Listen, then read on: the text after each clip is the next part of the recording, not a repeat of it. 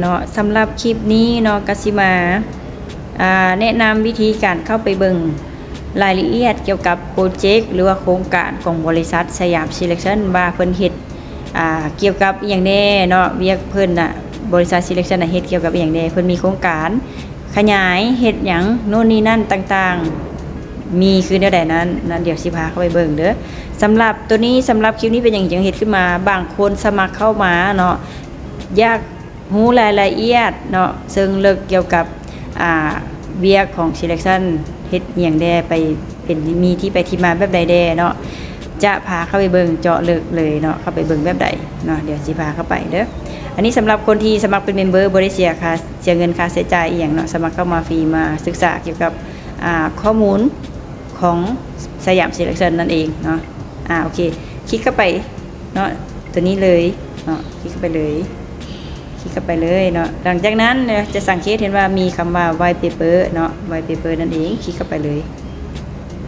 เนาะก็จะดาวน์โหลดระยะหนึ่งเนาะใช้เวลาแดเพราะว่าตัวนี้จะเป็นไฟล์ PDF เนาะเป็นเอกสารที่ติดขัดอยู่ในเว็บไซต์นี้เนาะให้เราได้ศึกษาก่อนเราจะตัดสินใจเข้ามาเฮ็ดธุรกิจกับเพิ่น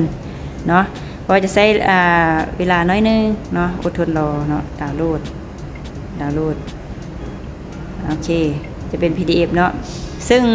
ถ้าเราจะส่งให้กันผ่านทางWhatsApp ผ่านไลน์บอกอย่างต่างๆทาง Messenger จังซี่น่ะมันก็จะเป็นการยากเดี๋ยวน้อยนึงเพราะมันหลายใบมีประมาณ40กว่าหน้านั่นเองเนาะโอเคเนาะ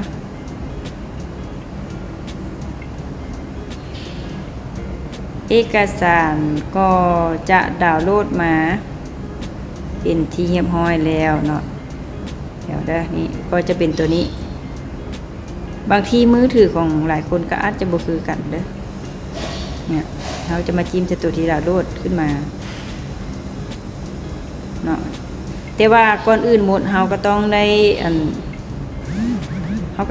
นั้นก่อนเด้อทุกคนทางไหนแล้ว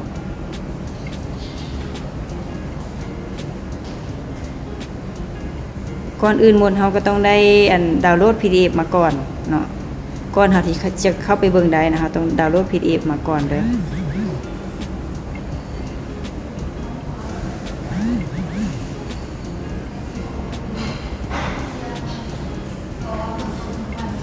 ตัวนี้เนาะตัวนี้เราดาวน์โหลดมา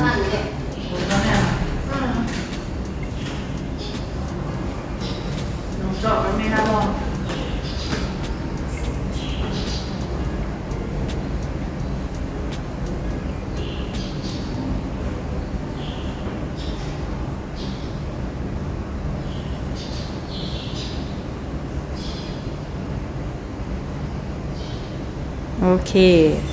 หลังจากนั้นจะขึ้นมาคำว่า white paper อันนี้เนาะบอก white paper คลิกเข้าไปเลย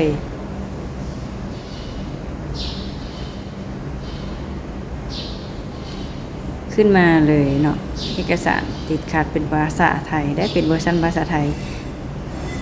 เนี่ยเนาะโครงการเพิ่นจะมีต่างๆเนาะเข้ามาโครงการเพิ่นแต่ละอันเนาะเป็นร้านค้าชุมชนเนาะร้านค้าออนไลน์ไปบิลบอร์ดต่างๆเนาะสามารถเข้ามาเบิ่งได้เลยโอเคเนาะสำหรับผู้ใดเนาะที่เนาะอยากศึกษาข้อมูลเนาะก็สามารถเข้ามาอ่านอยู่ในใบเปเปอร์ทั้งหมดเลยเด้อสำหรับคลิปนี้ก็เข้าใจเนาะสำหรับผู้ใดที่เข้ามาเบิ่งรายละเอียดเกี่ยวกับคลิปนี้เนาะขอบใจหลาย